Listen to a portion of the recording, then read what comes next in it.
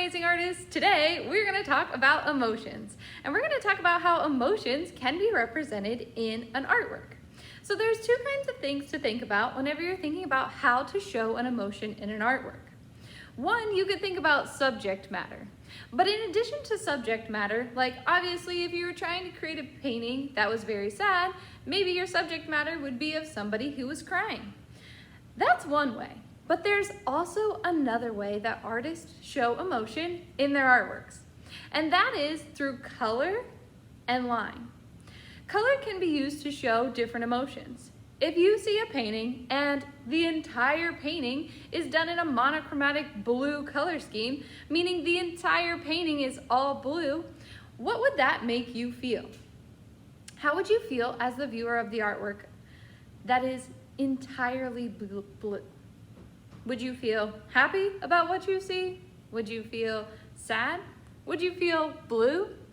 Let's take a look at some artists' work and think about what emotions they were trying to express in their artworks. So the question we're trying to answer is, what is something an artist might want to express in their artwork? Here's an artwork by Vincent van Gogh titled Sunflowers. If you were looking at just the colors, the yellows, the oranges, the lime greens, how does it make you feel? Go ahead, throw your answer out there. Happy, joyful, excited? I would agree. Here's another one by Joseph Turner called The Slave Ship. This one has dark yellows and oranges, and then it contrasts with dark blacks and grays at the bottom. What kind of emotion does this make you feel?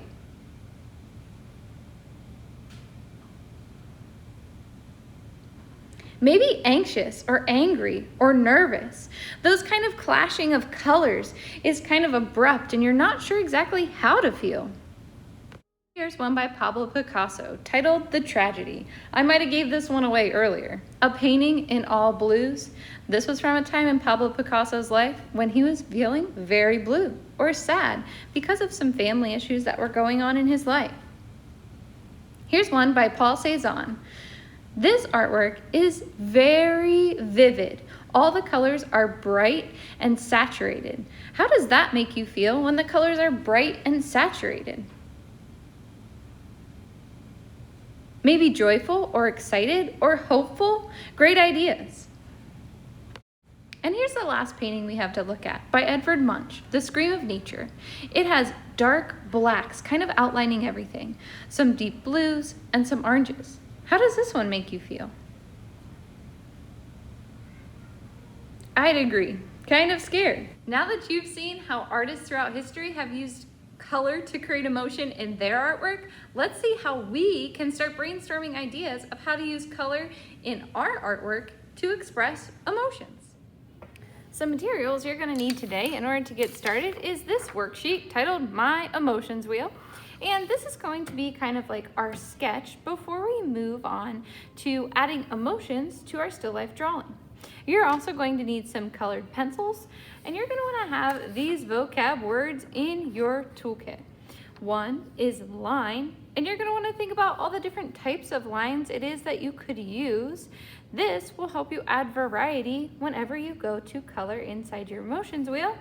And you're also going to think about color. You want to have a good handle on all the colors there are and how those colors can be used in different groupings to create different emotions. Today, we are going to start brainstorming some ideas for how to represent the words or emotions on this color wheel using colors and shapes.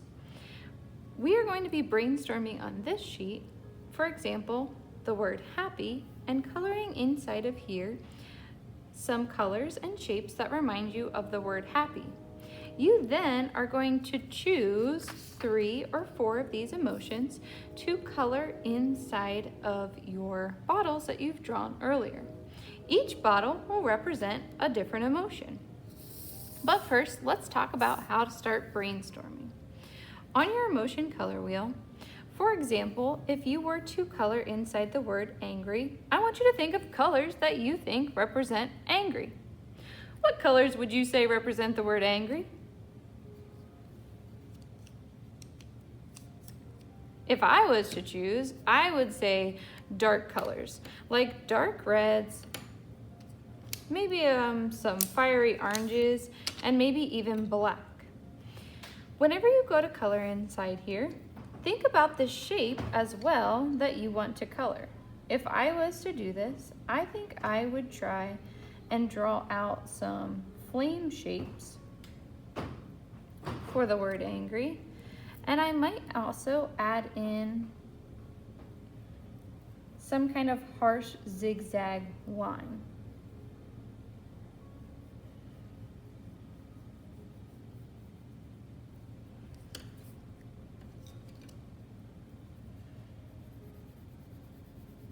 When I think of angry, I kind of think of these fiery colors and also kind of more pointy shapes like triangles or flames or zigzags.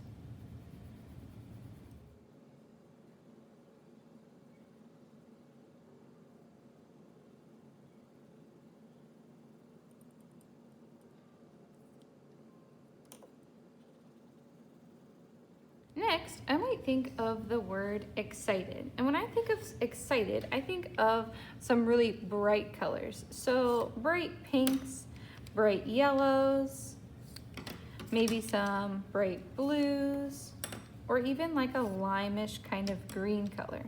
Those are the colors that I think of whenever I think of the word excited. What kind of shapes would you think of when you think of excited? Would you think of something that's more circular or more rectangular or more square?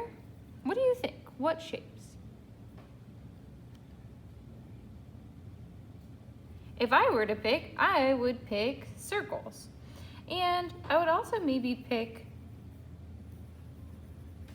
some lines that kind of connect the circles. Kind of like there's energy between the circles, almost like that of an atom.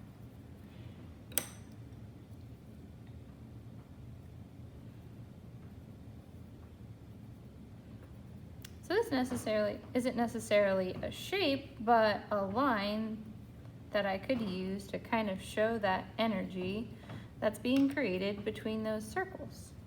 Maybe I do some circles in some other colors and connect those with a different color line.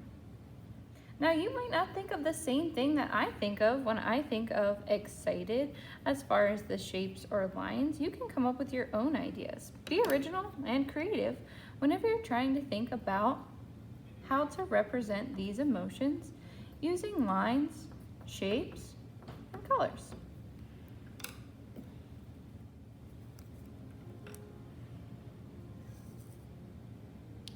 Next, I'm going to think about happy. When I think about happy, I think of multiple colors. So maybe some of the same colors that I used from excited and angry. I'm going to include a whole rainbow of colors. When I think of happy, I think of kind of curved shapes. So maybe I'm going to go through here and draw some lines that have curved shapes on them.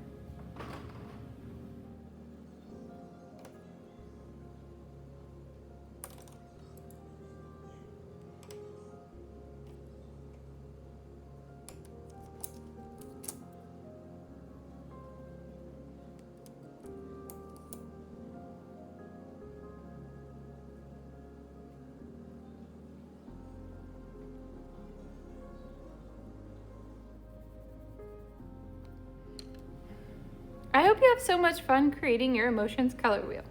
Whenever you're finished, be sure to take a picture of your work and attach it to the Google Classroom assignment titled My Emotions Wheel.